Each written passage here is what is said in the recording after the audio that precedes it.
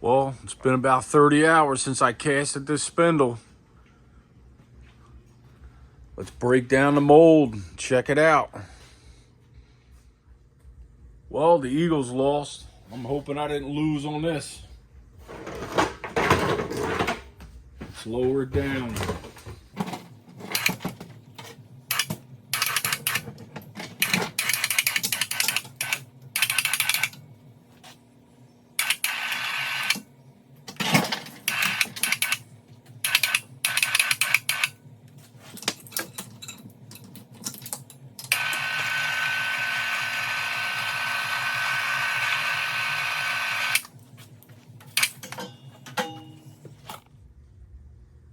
Stop looking at the welds. I never said I was a welder.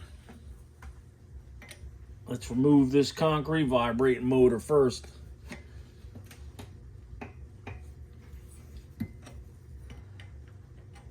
There's 4 bolts, but of course I can only get 3 on because this on the bottom was in the way of putting the 4th nut on.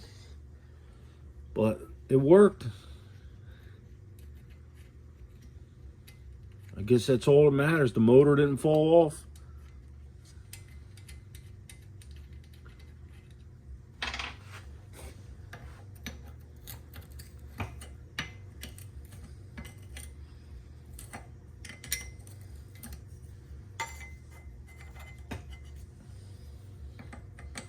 These are little 10 millimeters.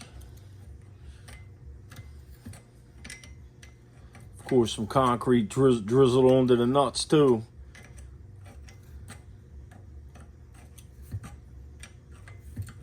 This is a bad design here. Some moron did this. Can't even get a ratchet or nothing in there. Just barely fit a wrench. I mean, even if you had a vibrating table, how you bolting it down? You know what I mean? I'd want to run some kind of lag screw or something. Well, you can't with this. This is in the way. I guess they saved a couple of dollars in metal doing it this way. I mean, that's where we're at anymore. It's all about profit. Nobody cares about making it easier on you or quality. Nobody cares anymore.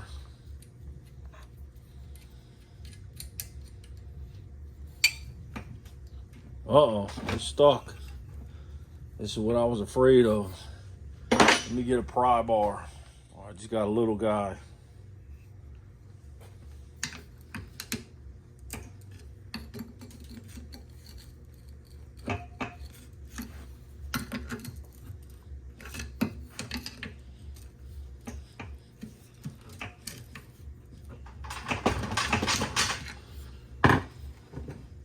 See, I need more room to get the nut off because the nuts are binding.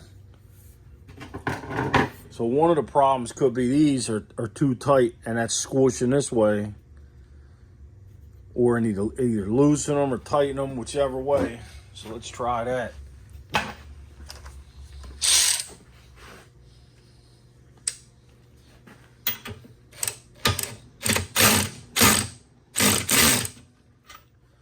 That was the key.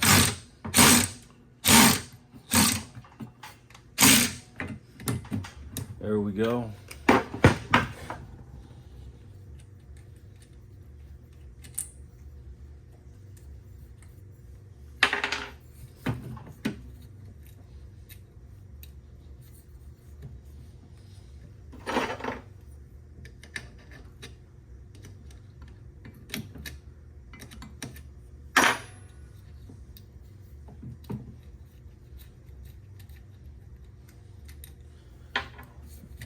All right, now that's out of the way.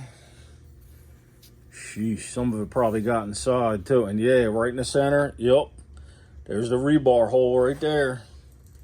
That's where it came out. I probably should have used the rebar because I was thinking about this today all day. I'm probably gonna have a hard time pulling it. If it's really stuck in the mold, at least the rebar gives you something to grab for levers to try to pry it out of there. So I probably hurt myself by not putting that rebar in.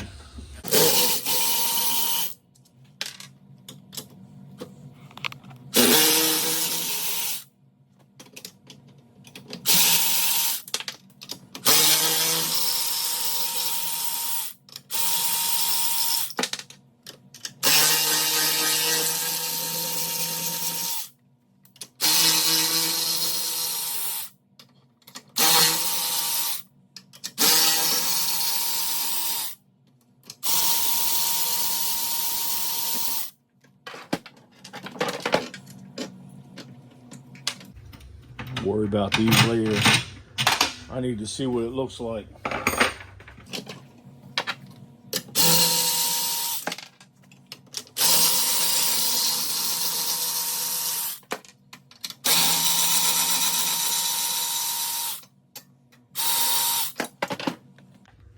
One more.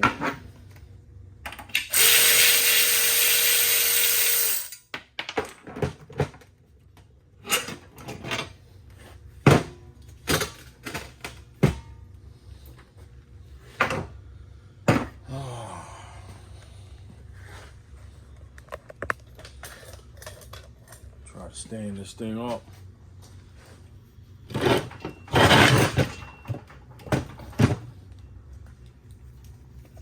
Yup, rebar would have helped.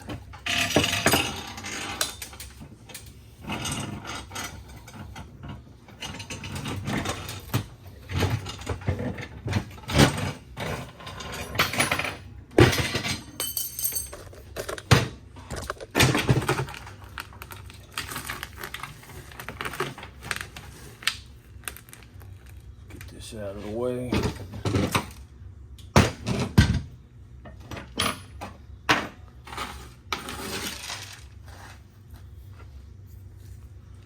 What we got here? Oh, seems to be coming off easier than last time when I did it.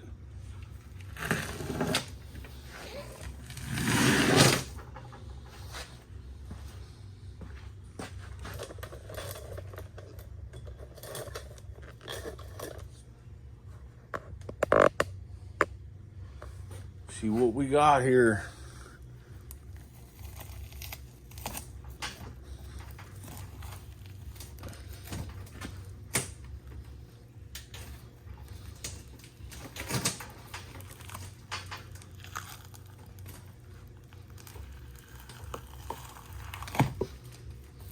Nope, I already see an air pocket.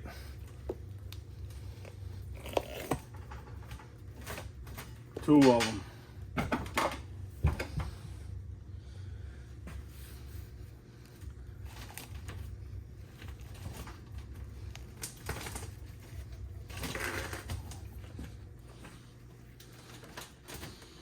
Yeah, see, if I had the rebar, I could just grab it and lift it up. So the only option I have is to come off the edge a little bit and push down.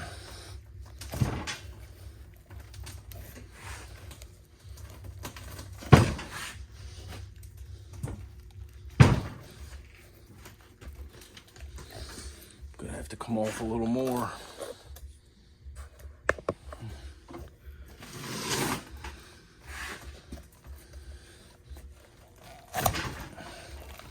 Here we go.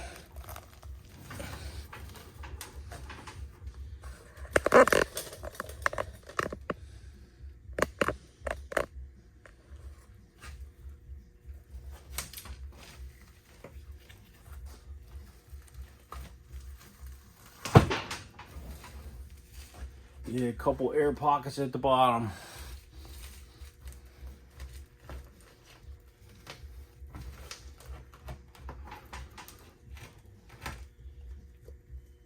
Come on, buddy. Get out of there. That's it. Some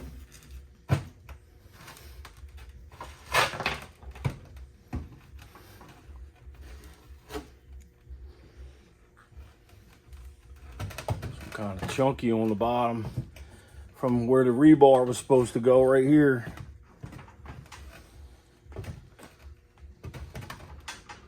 Hold still.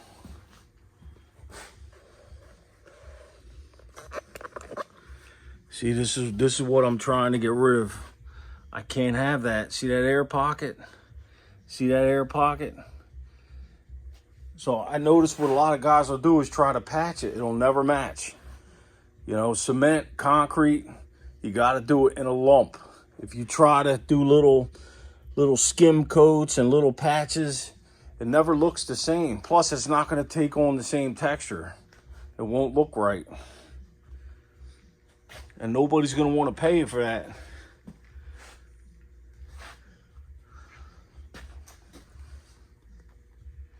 especially the amount it's going to cost, because I'm not actually going to use concrete. If I get the job to make these, I'm going to use this stuff here, but it's very expensive. Planty Top XS. So here's the mistake I made making these molds. I was asked to duplicate historical spindles, right? He gave me one. It was all cracked and bad condition. So I patched it a little bit. And this mold actually took up all the patches, the different color variations, everything. I mean, I did the best I could. Here's the problem. Here's what I should have done. I should have took one of these spindles and made it smooth. Because think about it. He wants them aged looking, weathered. You know, where the texture's showing. But I'm pretty sure when these were new, whenever they were made 100 years ago, 150 years ago, because they're from a mansion, the mansion was built in 1806. So, you know what I mean? It was either 1804 or 1806. So I'm pretty sure when the spindles were made, they were smooth and they wore down in the weather. So my mistake was I tried to make it weathered. So I got to find one. Hold on. Let me try to find one of the originals. All right, so I forgot. He only had one, and he gave it to me. So basically what I'm getting at is what I should have done was took the one and made it smooth. I should have plastered it. You know, you got to follow everything, and you got to make it smooth. Then you make a mold from the smooth one, and then I have this stuff here. See that 600 cleaner? It's kind of like muriatic acid, but it's a little stronger. That's why it's in the orange jug. They don't generally sell it to the general public, but if you get your hands on it, it's real nasty. So anyway, if I put that on here the next day and hit it with some water, it'll burn the finish and reveal what he wants. So here's the problem I had. I'm trying to run all over. I've ran all over the place. I went to pet stores. I got different gravels and different sands. It turns out I couldn't duplicate that sand until I went to a company up here near me that sells sandblasting materials. Like this kind of stuff here. See these bags of sandblasting sand? I think this is the Black Beauty. It's like copper clad. So anyway, he sold me this down here. There's the name of the company, Omni Finish. I don't know if you can see it there in that box. That box is a little tiny box and it's heavy. So anyway, that sand that he sold me is medical grade blasting beads. And that he sold that to me for $1 a pound because it hasn't been cleaned yet. I guess they recycle it there. So that's recycled there, and he sold it to me for $1 a pound. I think it's usually $2 or $3 a pound for the clean stuff. So anyway, I got that. I didn't make a spindle, but I did a small patch. So I mixed that in with the Planty Top XS. And it was nice and smooth on top. And the next day I took it out front. I put some 600 cleaner on it. And I hit it lightly with a hose. And it was a perfect rough texture like this. But because I see what happens here, all you're seeing is a texture. But it's stained from the cement. So you need to burn the cement off. And that's what I do with the 600 cleaner. But the problem is I don't have the right ingredients in here. See, it's cheap to make a spindle like this. I mean, bag concrete, $6. You know what I mean? That stuff over there is a whole different ball game. You know what I mean? The sand itself is expensive. It's probably going to be $20 in sand. Then a bag of this Planty Top XS is $30. You know, so here's the OG. What I made them off of is right there. So I'll give you a little sneak peek. And you see how I started smoothing it out? That's plaster. That's all I did was put plaster. I made this little wood thing. I hooked my drill on top. I was able to spin it with the drill while I held sandpaper to try to get it perfect. You can still see some of the rough texture in there. Let me see if I can zoom in for you so you can see it better. But you can see it there. See it? So I was almost done, you know, maybe a couple more coats, a little more sanding, and then I was going to be ready to make a fresh mold without the rough texture. That's the key. And it took me having to make this first in order to figure that all out. That I need to start with a brand new spindle and then I can weather it myself. He doesn't want that brand new smooth look. He likes the rough look. And then on top of the spindles, there's probably 200-300 of these I would have to make. And on top of that, there's the top rails that go up here, and there's also bases. So there's big bases that go along, because these are in railings that, you know, protect people from the mansion property and the river. There's a river right there. So I don't know, maybe I'll keep going with this, maybe I won't, but because right now it's a little tough. Where I get this Planty Top XS, they just closed down. So I got to find somewhere else to get it. But at least I have 2 bags there, so maybe I will try one with that after I get this figured out. If anybody has any ideas, please let me know, but I can't have none of this. I can't have that. It's no good. It's no good.